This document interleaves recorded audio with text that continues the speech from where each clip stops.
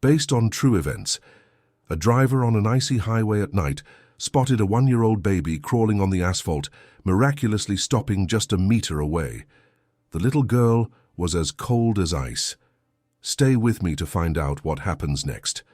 Let me know in the comments where you're listening from today and what you think of the story. Martin gripped the steering wheel tighter as a wall of fog swallowed his headlights.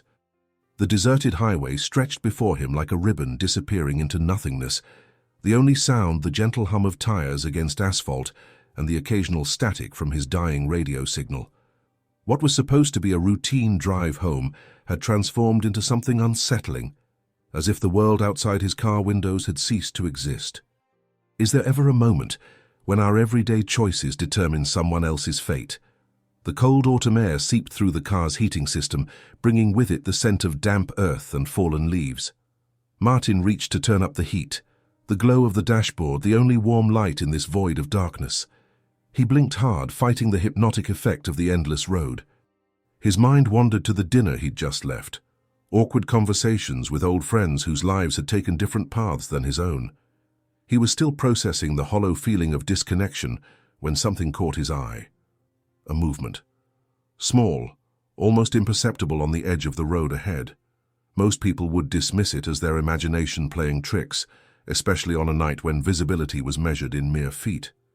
Most people would keep driving, eager to escape the oppressive fog and reach the comfort of home. Martin wasn't most people. He slowed the car, squinting through the windshield. The shape moved again, low to the ground, small and terrifyingly out of place on this isolated stretch of highway. His heart jumped to his throat as recognition dawned. A child, a toddler in thin pajamas, crawling on the freezing asphalt with no adult in sight. "Oh my God!" Martin gasped, slamming on the brakes and pulling to the shoulder. He leapt from the car, the cold air shocking his system as he ran toward the tiny figure. The little girl couldn't have been more than 2 years old, her skin frighteningly cold to the touch, her eyes vacant as if she'd retreated deep inside herself for protection. No tears, no cries for help, just silence that chilled Martin more than the autumn air. With trembling hands, he wrapped his jacket around her and carried her back to the car, cranking the heater to full blast. As he pulled out his phone to call emergency services, memories flooded back, himself as a child, lost and terrified in a crowded marketplace, the relief when a stranger guided him back to his mother's arms. Now he was that stranger for someone else. "It's okay," he whispered to the silent child as he dialed. "I've got you. You're safe now." But safety was relative, and the night was far from over. As Martin waited for the dispatcher to answer, he noticed another figure emerging from the fog, an elderly woman with wild eyes and disheveled clothes staring directly at his car with an intensity that made his skin crawl. "That's my granddaughter," she called out, her voice eerily calm despite her frantic appearance. "Give her back to me. Now." Something in the woman's hollow gaze made Martin's protective instincts flare. The child, who had been still as stone since he found her, suddenly gripped his sleeve with surprising strength. 911, what's your emergency?" The dispatcher's voice finally came through the phone, just as the old woman placed her palm against his car window, her expression transforming from calm to something far more disturbing. "I need help," Martin said, unable to take his eyes off the woman now frantically trying to open his locked car door. "And I think we might need it fast." As blue and red lights finally pierced the fog in the distance, Martin couldn't shake the feeling that stopping on this road tonight had plunged him into something much darker than the weather, a family tragedy whose depths he was only beginning to fathom. Martin Taylor had always been the person who noticed things others missed. Growing up as the middle child in a chaotic household of 5 kids, he'd developed a keen awareness of his surroundings, a survival mechanism that had served him well in his 34 years. His job as a high school counselor only sharpened this skill, teaching him to recognize the subtle signs of a teenager in crisis.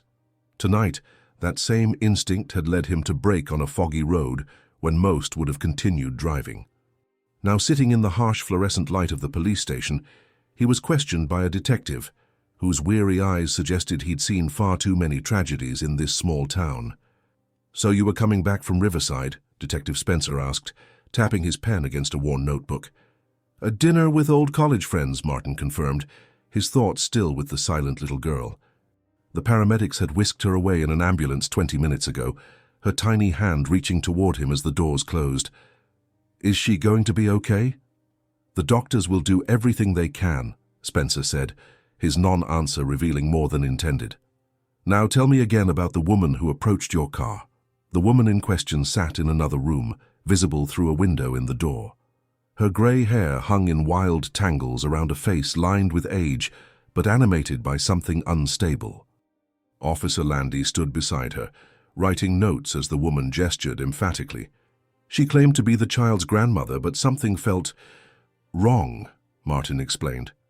The little girl was practically hypothermic, crawling alone on a highway in pajamas. What grandmother would allow that? Detective Spencer nodded slowly. And that's when you showed her the dashcam footage? The dashcam had been Martin's salvation. Installed after a minor accident last year, it had captured everything. The empty road, the crawling child, and the fact that the elderly woman appeared only after Martin had rescued the toddler. Her whole demeanor changed when she saw the video, Martin said. She started talking about voices and lights, and it didn't make any sense. The station door burst open, letting in a gust of cold air and two people whose expressions carried the unique terror of parents missing a child. The woman, maybe 30 with dark circles under reddened eyes, rushed to the front desk. "Our daughter is missing," she gasped. "Melissa. She's 2 years old. We just discovered her crib empty." Her husband stood behind her, a solid presence despite the tremor in his hands. "We've searched everywhere. She couldn't have opened the doors herself." The night shift officers exchanged glances of dawning recognition. Detective Spencer stood immediately, gesturing to the couple. "Mr. and Mrs. Ferrer, I think we may have found your daughter." The relief that flooded their faces crumbled when they learned the circumstances. Vera Ferrer collapsed into a chair as her husband Nathan viewed the dashcam footage, his face hardening with each frame. "Who would take her out in this weather?" he demanded, his accent thickening with emotion. "And leave her alone on a highway?" Officer Landy appeared in the doorway, her expression grim. "Sir, I think we may have an answer to that. The woman we're holding is Clarice Ferrer. She says she's Nathan's mother." The color drained from Nathan's face. "My mother is in a care facility. She has severe dementia with psychotic features. She shouldn't be able to leave without supervision." This revelation sent the station into action. Calls were made to the care facility, which was now in chaos discovering Clarice's absence.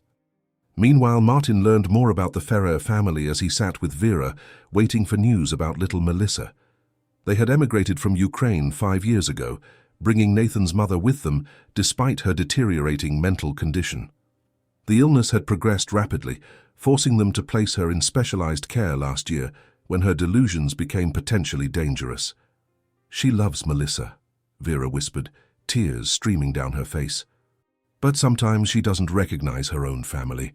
She talks about missions and guidance from voices only she can hear." The hospital called. Melissa was stable, severely chilled but responding well to treatment. The relief in the room was palpable, but Martin couldn't shake a sense of unease. "Can I see her?" Vera asked, already standing. "Please, I need to see my baby." As arrangements were made to transport the Ferrers to the hospital, Detective Spencer pulled Martin aside. "We still need your official statement, but that can wait until tomorrow. You did a good thing tonight, Mr. Taylor." Martin nodded, gathering his jacket. The adrenaline that had carried him through the night was fading, leaving him drained. As he headed for the door, Nathan Ferrer intercepted him, gripping his hand with surprising strength. "You saved our daughter's life," he said simply. "We can never repay that debt." The intensity in the man's eyes made Martin uncomfortable. He hadn't done anything extraordinary, just what any decent person would do. "I'm just glad I was there," he replied. But as Martin drove home through the now thinning fog, that statement echoed in his mind. What if he hadn't been there? What if he had been checking his phone instead of watching the road? The randomness of it all, the precise timing that put him on that exact stretch of highway at the exact moment needed, seemed both miraculous and terrifying. He arrived home to an empty apartment that suddenly felt too quiet. Sleep would not come easily tonight. Every time he closed his eyes, he saw the little girl crawling alone in the darkness and the hollow eyes of a grandmother who, in her confusion, had nearly caused an unthinkable tragedy. His phone buzzed with a text message from Detective Spencer. Clarice Ferrer claims she was taking the child to the light, says you interrupted a sacred journey, being evaluated by psych services now.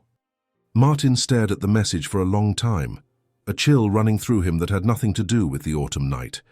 Whatever had happened on that foggy road, he was now irrevocably connected to the Ferrer family and their troubled matriarch. And something told him that the ripples from tonight would continue long after the fog had cleared. 3 days after finding Melissa on the highway, Martin returned to his normal routine, or tried to. The incident had left him shaken in ways he couldn't articulate. During counseling sessions with students, he found his mind drifting back to the image of the tiny girl crawling across the asphalt, to the grandmother's hollow eyes, to the precise alignment of circumstances that had placed him on that road at that exact moment. The local newspaper had run a small article about the incident, keeping names confidential, but describing how a vigilant driver had saved a toddler from certain tragedy. Martin had declined to be interviewed, uncomfortable with being labeled a hero for what seemed like basic human decency. His phone rang during his lunch break, an unknown number. "Mr. Taylor, this is Vera Ferrer. The hospital gave me your number." Her voice was tentative. "Melissa is coming home today. We wondered if you might visit sometime. We'd like to thank you properly." Martin hesitated. He'd done his part, stopped, helped, provided his statement to the police. Wouldn't further involvement be crossing some boundary? Yet the invitation tugged at something within him. "Of course," he heard himself say, "I'd like to see how she's doing." That evening, he found himself pulling up to a modest duplex in the eastern part of town. The Ferrer home was simple but immaculate, family photos lining the walls, the scent of cooking filling the air, toys neatly organized in a corner of the living room. There was love in every detail. Melissa sat on a colorful playmat, arranging wooden blocks with focused determination. She looked like any other healthy toddler, pink-cheeked, bright-eyed, babbling softly to herself. Only the slight wariness in her movements hinted at her recent trauma. When she looked up and saw Martin, her reaction was immediate and unexpected. Her small face lit up with recognition. She abandoned her blocks and crawled toward him, pulling herself up on his pant leg with a determined grip. "She remembers you," Nathan said, watching with a mixture of gratitude and something harder to define. Perhaps a father's complex emotions about another man being his daughter's protector. The doctors said she might not remember anything from that night. Vera appeared from the kitchen, wiping her hands on a dish towel.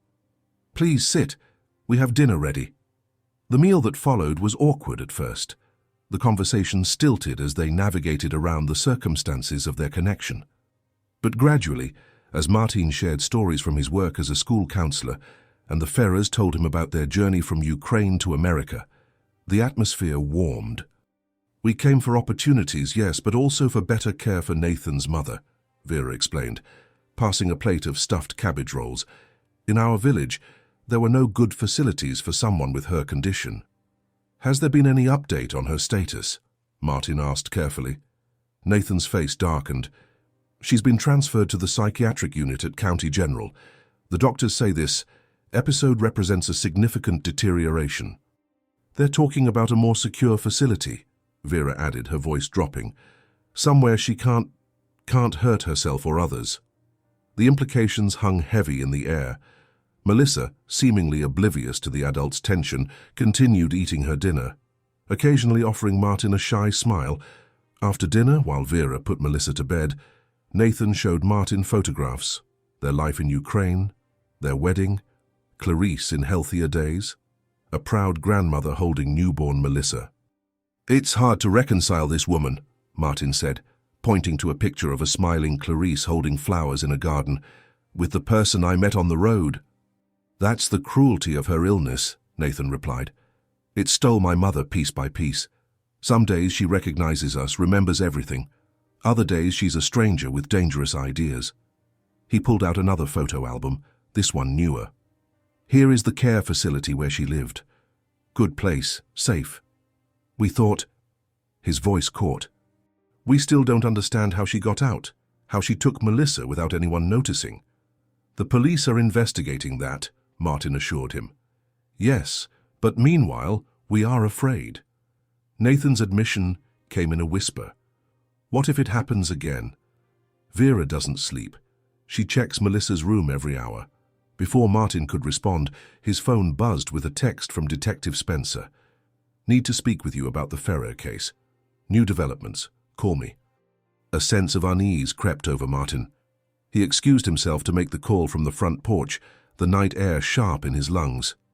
We reviewed the security footage from Evergreen Care Center, Spencer said without preamble. Clarice Ferrer didn't escape alone. Someone helped her. Martin felt a chill that had nothing to do with the autumn evening. Helped her? Who would... That's what we're trying to determine, Spencer cut in. But there's more. We found notes in Clarice's room, rambling, mostly incoherent, but with clear references to taking the child to the meeting place on that specific highway. You're saying this wasn't random? Martin's mind raced. That she planned to leave Melissa there?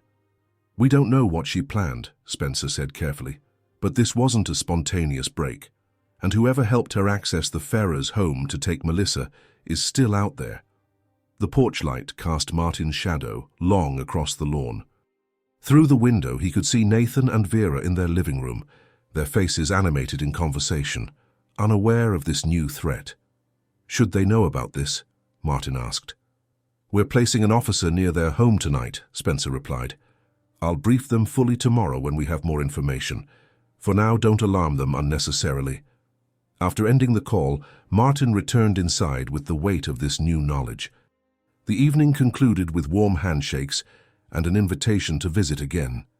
As Martin prepared to leave, Melissa, who should have been asleep, appeared at the top of the stairs in her pajamas, so similar to those she'd worn on the highway. She waved a tiny hand at him, a gesture of trust that tightened something in his chest. Driving home, Martin couldn't shake the detective's words. Someone had helped Clarice. Someone had facilitated what could have been a child's death. The randomness that had troubled him before, the chance alignment that put him on that road at the right moment, now seemed less like coincidence and more like the intersection of calculated malice and blind luck. His apartment felt even emptier that night. He checked his locks twice before going to bed, though he knew the threat wasn't directed at him. Or was it? A new disturbing thought emerged as he drifted toward uneasy sleep. What if his involvement that night had interrupted something more complex than an old woman's delusion? What if finding Melissa had made him part of whatever was still unfolding? The dream came without warning, Melissa crawling on an endless highway, the fog thickening around her, and a figure watching from the trees. Not Clarice this time, but someone else. Someone whose face remained in shadow, but whose intent felt palpably malevolent. Martin jolted awake to the sound of his phone ringing. The clock read 2:17 a.m. Detective Spencer's voice came through, tense and urgent. There's been an incident at the hospital. Clarice Ferrer is missing again. What do you mean she's missing? Martin's voice cracked as he sat upright in bed, fully awake now. How does someone just disappear from a secure hospital ward? That's what we're trying to figure out, Detective Spencer said, the sound of activity in the background suggesting he was already at the scene. Security cameras went dark for exactly 4 minutes. When they came back online, Clarice was gone. No alarms triggered, no doors forced. Martin was already pulling on clothes, phone wedged between ear and shoulder. The Ferrers, officers are at their house now. They've been moved to a hotel as a precaution. I'm coming to the station, Martin said, not fully understanding why he felt so compelled to involve himself further. This wasn't his family, wasn't his responsibility. Yet the image of Melissa reaching for his pant leg, trusting him, wouldn't leave his mind. The police station was a flurry of activity despite the early hour. Maps were spread across tables. Officers studied computer screens showing hospital layouts. And at the center of it all, Nathan Ferrer looked like a man barely holding himself together. When he saw Martin, relief washed over his face. You came, he said simply, as if Martin's presence was expected, needed. Vera sat nearby, Melissa asleep in her arms. Tiny hands clutched around her mother's sweater, even in sleep. "Any leads?" Martin asked Spencer, who was reviewing security footage. "Nothing concrete," the detective replied, "but we found this in Clarice's room." He slid a paper across the desk, a drawing of what looked like a cabin near water, crude but recognizable. In the corner, written in Cyrillic letters, was a phrase. "What does it say?" Martin asked. Nathan leaned in, his brow furrowing. "It says, 'Where light meets water' in Ukrainian," he translated. "But I don't understand." His voice trailed off, then his eyes widened. "Wait. Could it be the old fishing cabin? My father had a small place on Lake Morrison when we first moved here. Clarice loved it there. Said the way the sunrise reflected on the water was like seeing heaven on earth." "Is it still in your family?" Spencer asked, already signaling to an officer. "No, we sold it years ago when my father died. It was too much upkeep, and with Clarice's condition worsening." Nathan ran a hand through his hair. "But she wouldn't go there." "It's abandoned now, probably falling apart." "It's worth checking," Spencer said. "If she associates it with positive memories, with light." The implications hung in the air. Clarice's delusions centered around the light. What if this cabin represented that concept in her damaged mind? As officers prepared to investigate the cabin, Martin found himself volunteering to stay with the Ferrers. There was something unsettling about the whole situation, not just Clarice's escape, but the methodical nature of it all. The disabled cameras, the lack of forced entry, the drawing in her room, like breadcrumbs meant to be followed. "This doesn't feel random," Martin confided to Spencer before the detective left. "Someone is orchestrating this." "I know," Spencer replied grimly. "That's what worries me." Hours passed in tense waiting. The Ferrers were set up in a small conference room, Melissa now awake and playing quietly with toys brought from home. Martin made coffee runs and tried to maintain conversation, anything to distract from the uncertainty.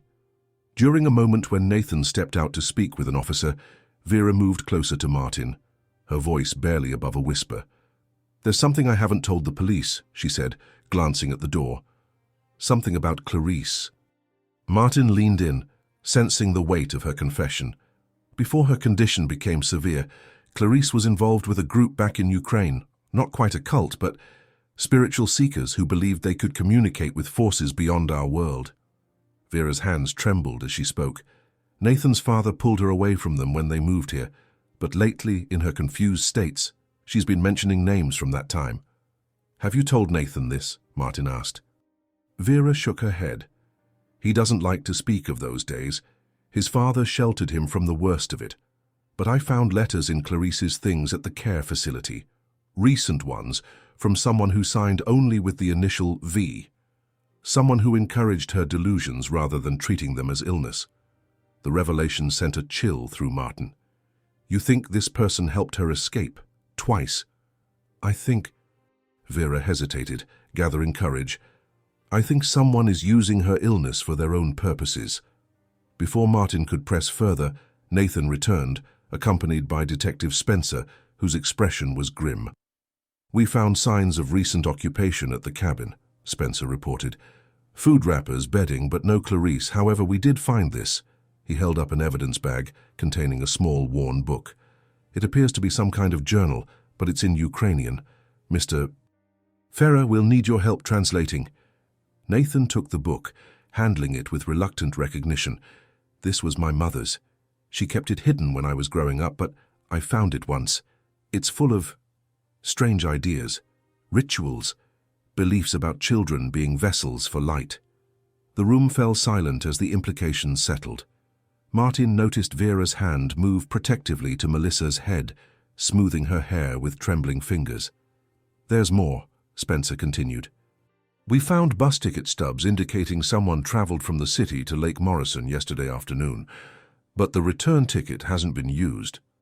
"So she could still be in that area?" Martin asked. "Possibly. We're expanding the search radius and bringing in K9 units." As night fell again, the tension in the police station mounted. Officers came and went, reports were filed, and maps were marked with search grids. Through it all, the Ferrers maintained a quiet dignity, masking obvious terror. Martin found himself growing increasingly restless. Something about the situation nagged at him, a detail overlooked, a connection not yet made. He stepped outside for fresh air, the night surprisingly clear compared to the fog of that fateful evening. His phone buzzed in his pocket, an unfamiliar number. Against his better judgment, he answered. "You found her on the road," a voice said without introduction, accent thick but words clear. "The child was meant for the light. You interfered." Martin's pulse quickened. "Who is this?" "Clarice understands what must happen. The vessel must be prepared. The time approaches." "Where is Clarice?" Martin demanded, already gesturing frantically through the window to get an officer's attention. "Who are you?" "You cannot stop what has been set in motion," the voice continued, eerily calm. "The light calls for its vessel. The child will answer." The call ended abruptly. Martin rushed inside, relaying the conversation to Spencer, who immediately began procedures to trace the call. Nathan and Vera listened, faces pale with renewed fear. "It's happening again," Nathan whispered. "The same obsession my father tried to protect us from." As technical analysts worked to trace the call, Martin studied the cabin drawing more carefully. Something about the rendering of the lake caught his attention, not just the water, but specific markings along the shore. "These aren't random lines," he realized aloud. "They're trails. Look, this could be the main hiking path around Lake Morrison, and these smaller lines—" He looked up at Nathan. "Are there caves near the lake?" Nathan's expression changed from confusion to dawning comprehension. "Yes, in the limestone ridges above the north shore. My father used to warn me away from them. Unstable," he said. Spencer leaned in, studying the drawing with fresh eyes. "Those could be cave entrances. If she's hiding—" The decision was made quickly. Redirect search teams to the cave system. As officers mobilized, Martin found himself torn between staying with the Ferrers and joining the search. Something pulled him toward those caves, a sense that his role in this strange drama wasn't finished. "I want to go," he told Spencer. "I found Melissa once. Maybe I'm meant to help find Clarice too." The detective hesitated, then nodded. "Stay with the perimeter team. No heroics." As Martin prepared to leave with the officers, Vera approached, pressing something into his hand. A small wooden toy, a bird painted in bright colors. "It was Clarice's favorite before the illness took hold," she explained. "If you find her, maybe it will reach whatever part of her is still my mother-in-law." The drive to Lake Morrison was tense with anticipation. Martin sat in a police SUV, turning the wooden bird over in his hands, wondering what connection he had to this family that made their plight feel so personal to him. The lake appeared through the trees, moonlight dancing on its surface, beautiful and serene, betraying nothing of the human drama unfolding on its shores. As they approached the base of the limestone ridge, Martin felt a strange certainty growing within him. Clarice was here, but she wasn't alone. And whoever was with her had plans for Melissa that went far beyond a grandmother's confused delusions. The radio crackled with the first report from advance teams. Signs of recent activity near the eastern cave entrance. Footprints. 2 distinct sizes. 2 people. The confirmation of Martin's fears sent a surge of urgency through him. As officers organized into search teams, he stared up at the dark openings in the ridge face, wondering which one held the answers they sought.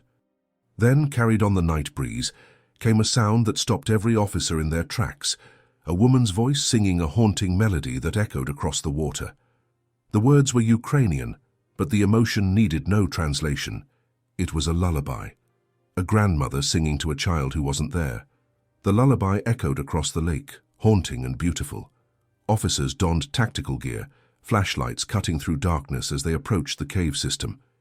Martin stood with the perimeter team as instructed, the wooden bird clutched in his hand, feeling simultaneously vital to and removed from the unfolding events.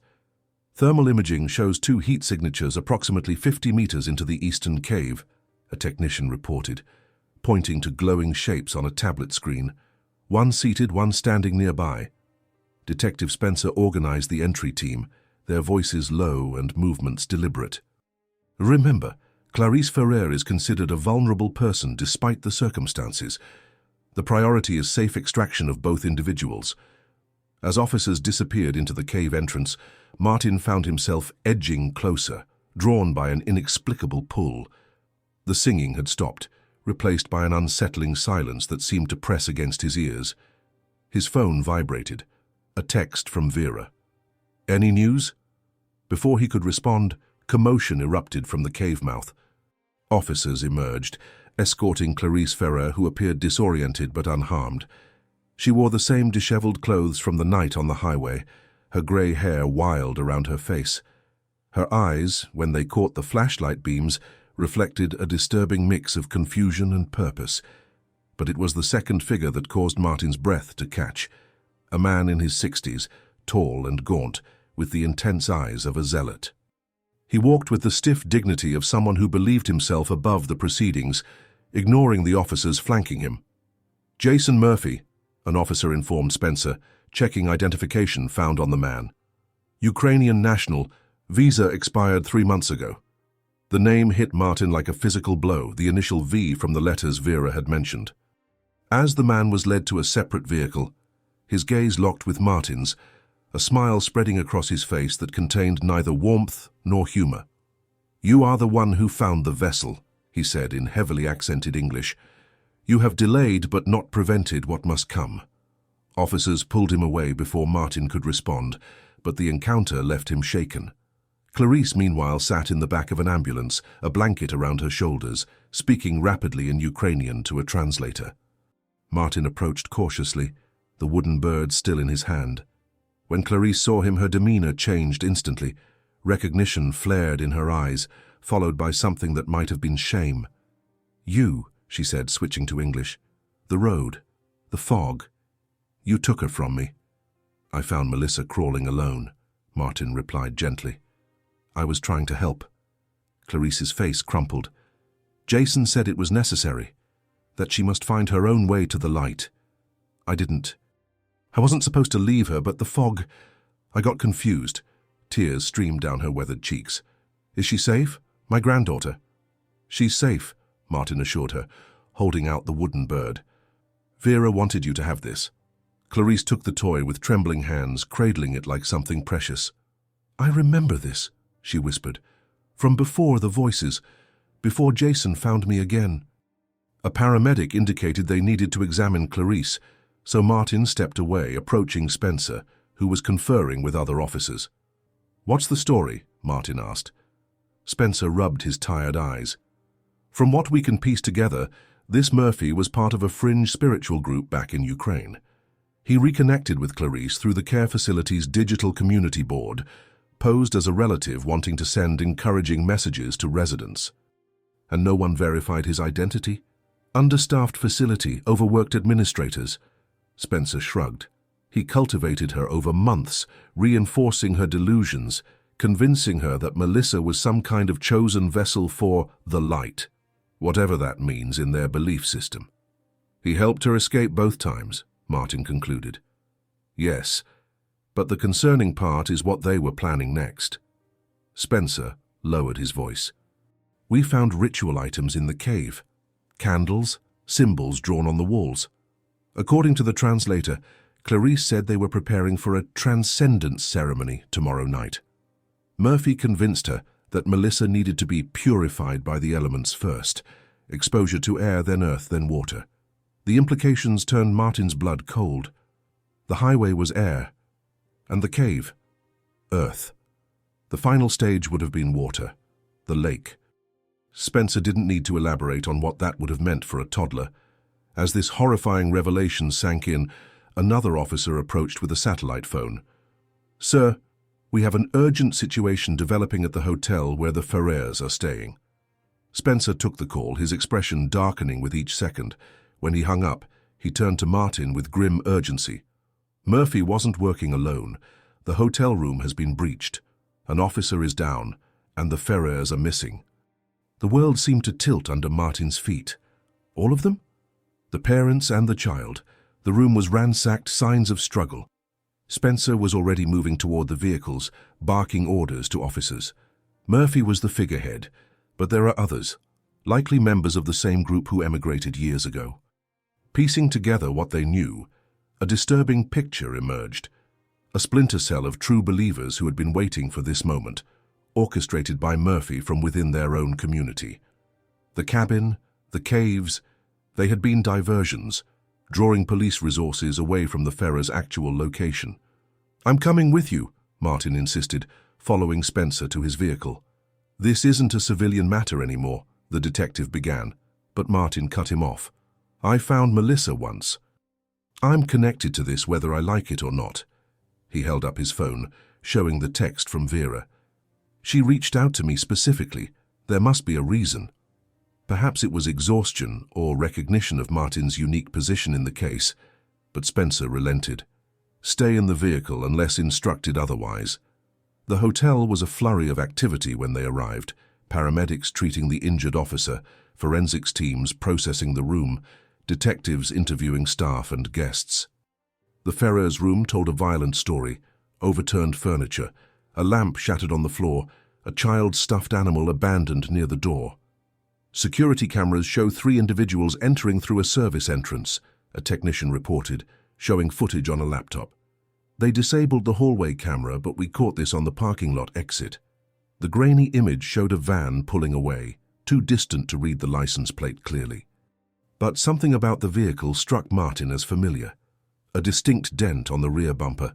"I've seen that van," he realized suddenly. "When I visited the Ferrers' home, it was parked 2 houses down." This potential lead energized the investigation. Records were checked, neighbors interviewed by phone. Within an hour they had a name: Nicole Perry, a Ukrainian immigrant who had moved to the area 6 months ago, exactly when Murphy had first contacted Clarice. Her rented house, when they arrived, was empty of people but full of evidence. Maps marked with locations including the Ferrers' home, the highway where Melissa was found, and a new location circled in red: Whitewater Falls, a remote waterfall feeding into Lake Morrison. "This is it," Spencer said, studying photographs pinned to a wall, images of the falls with strange symbols annotated around them. Their ceremonial site, the Light Meeting Water. Dawn was breaking as multiple police units converged on Whitewater Falls. The area was difficult to access, a steep hiking trail the only approach route. As they prepared for the final push, Martin felt the weight of what was at stake. Somewhere ahead, a family was in danger. A child's life hanging in the balance, all because of beliefs twisted into something dangerous. The wooden bird Clarice had clutched so desperately now sat in Martin's pocket. He'd taken it back when the paramedics needed to treat her, promising to return it. Now it seemed like a talisman, a connection to the real Clarice buried under layers of manipulation and delusion. "We've got movement near the upper falls," crackled a report from advanced scouts.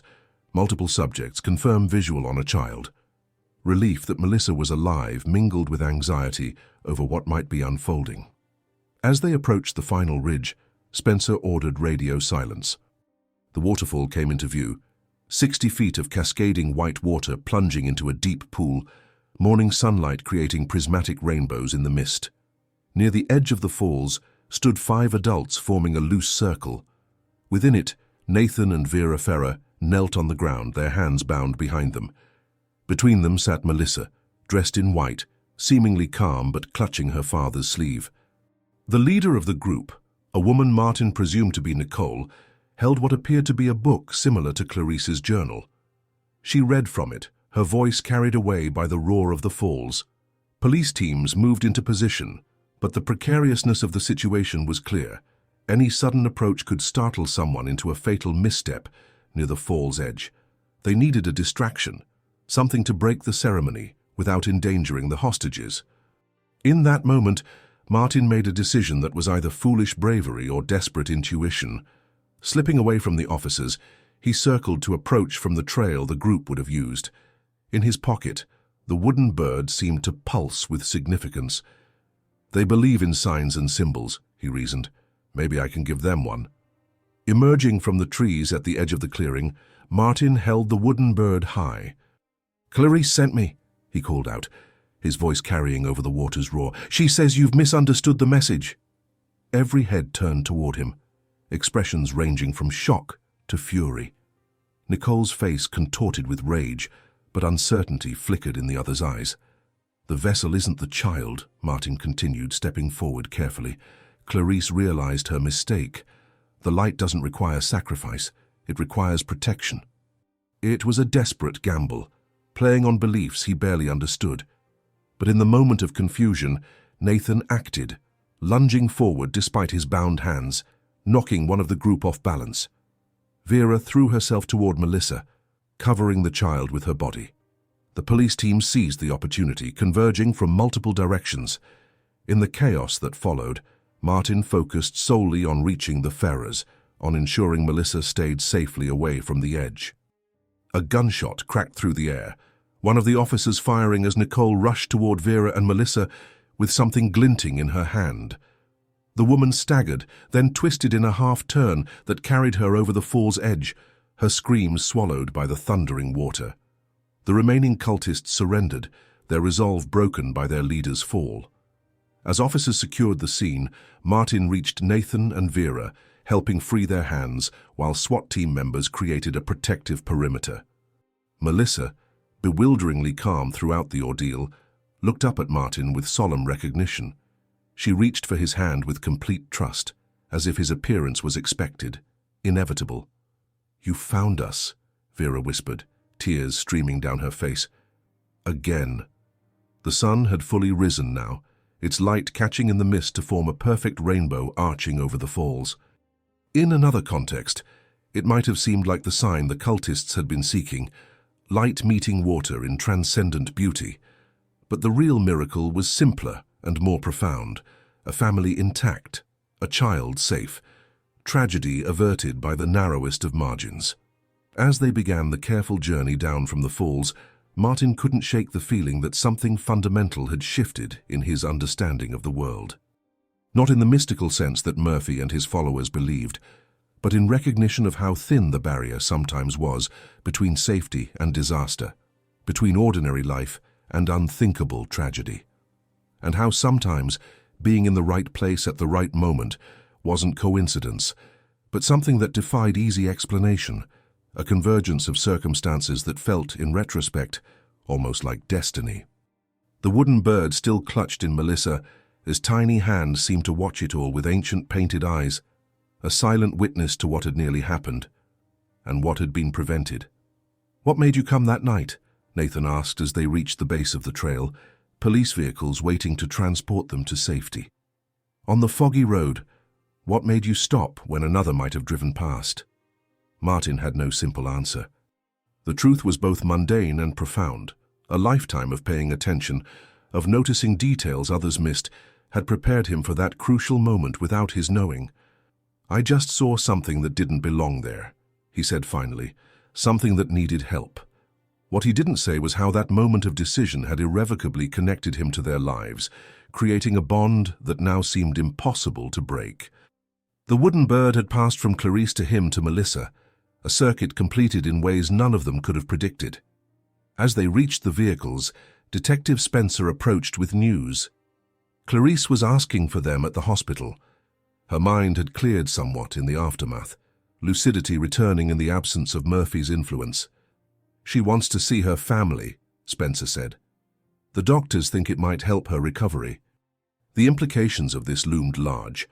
Could Clarice find her way back from the darkness that had claimed her mind?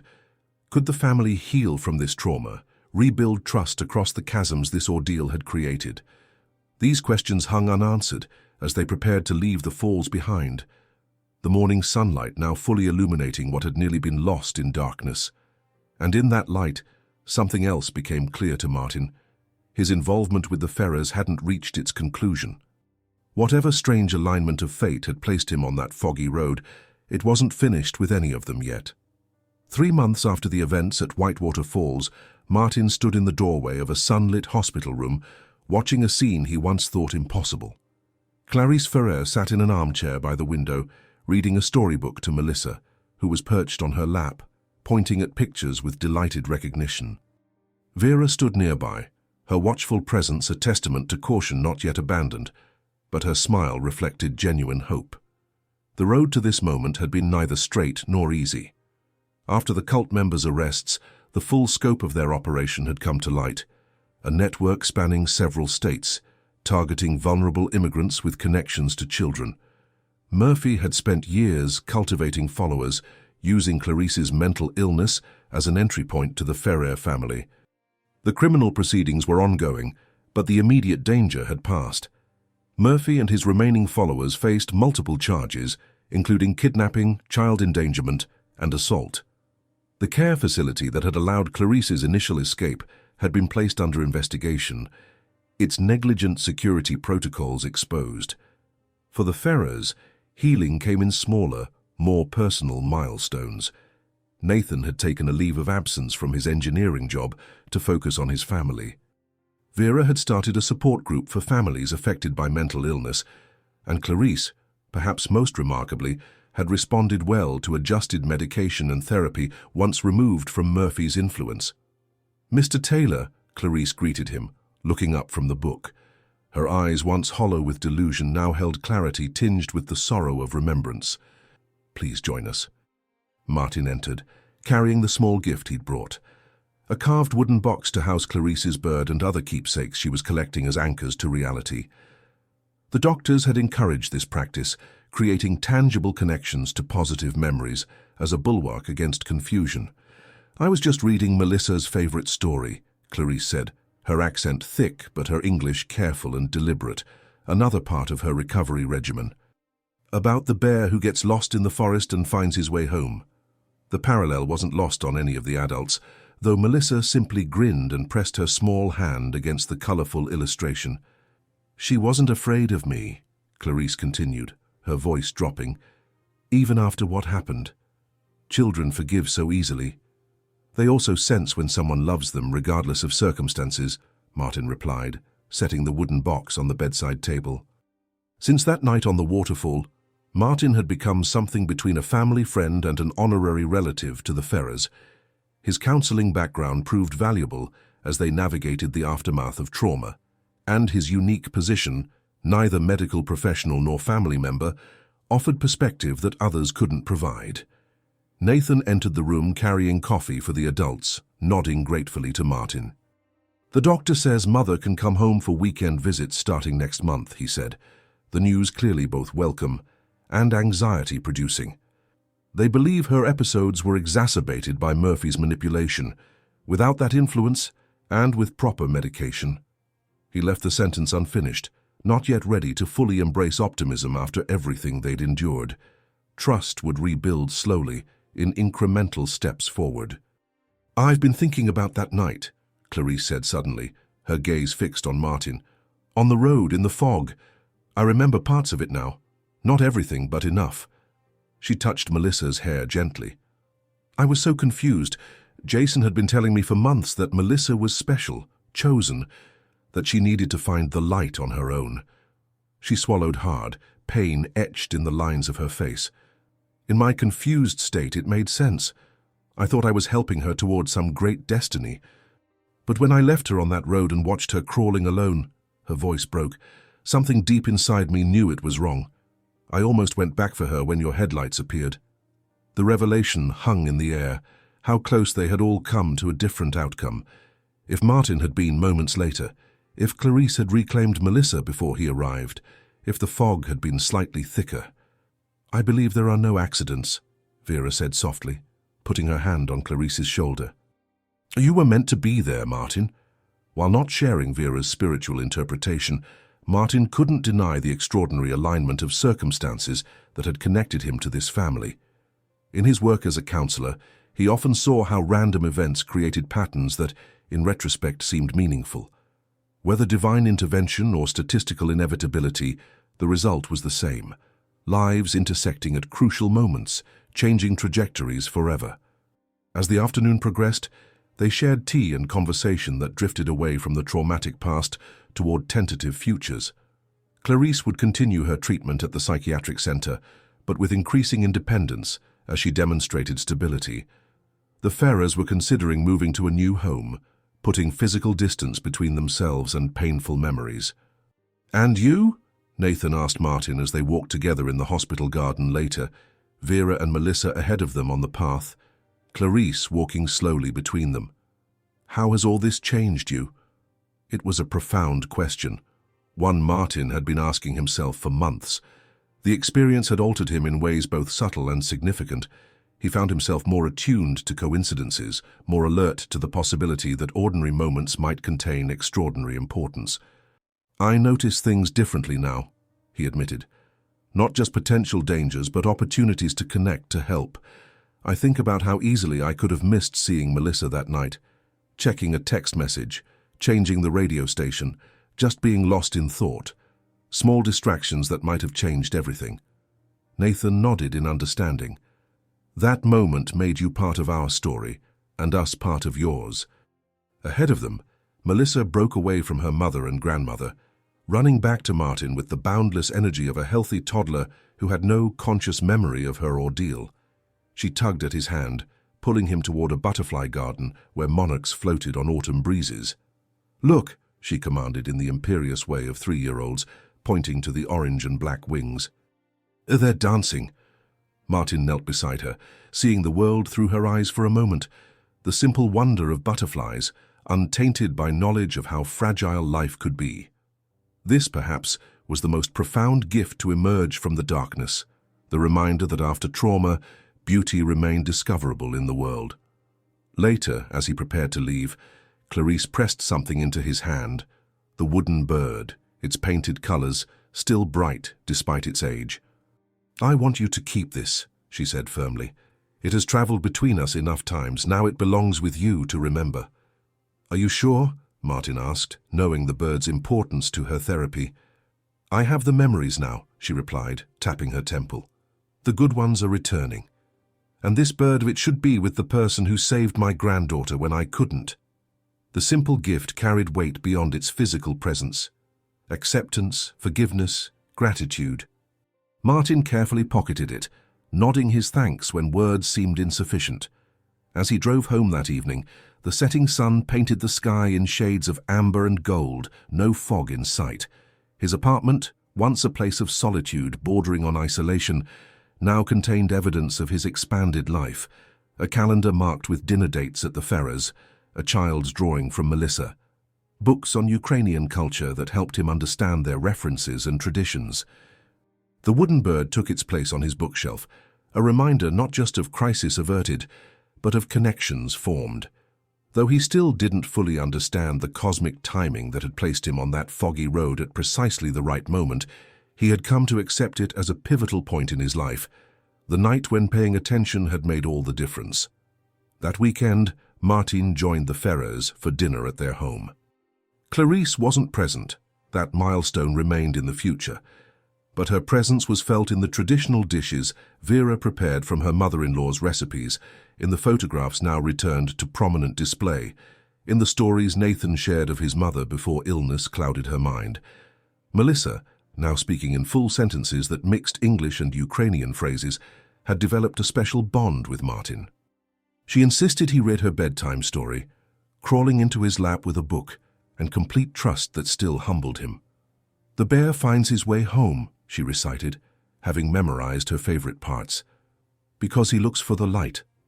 The unintentional echo of the cult's terminology might have been disturbing, but the context transformed it.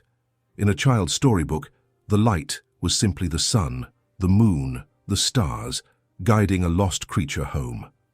Melissa had reclaimed the language of her experience and rendered it innocent again. As Martin read to her, Nathan and Vera watched from the doorway, their expressions reflecting the complex journey they'd traveled, from fear to cautious peace, from broken trust to reconstructed faith in the world. "We're thinking of making it official," Nathan said later, after Melissa had fallen asleep, "asking you to be her godfather. In our tradition, it's an important role, not just ceremonial but a real commitment to be part of her life." The offer caught Martin by surprise. "I'm honored, but are you sure? We haven't known each other that long." Vera took his hand. "Time isn't always the best measure. Some people are in our lives briefly but change them forever. Others are present for years but leave no mark. You—" She paused, searching for the right words. "You are connected to us by something stronger than time."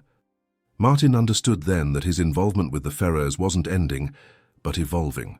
The crisis that had brought them together had passed, but the bonds formed in that crucible remained, transforming into something enduring and meaningful. 1 year to the day after finding Melissa on the foggy highway, Martin drove that same route deliberately, a quiet pilgrimage to honor the moment. The road was clear this time, stars visible in the autumn sky. He pulled over at approximately the same spot where he'd first seen her, stepping out into the cool night air. The wooden bird was in his pocket, a talisman of sorts on this anniversary. He held it in his palm, remembering Clarice's delusions about the light and the cult's perverted interpretation of that concept. But standing there under the vast starry sky, he could almost understand the impulse to find meaning in light, not in the dangerous, distorted way of Murphy and his followers, but in the simple human need to seek illumination in darkness, to find path markers through life's confusion.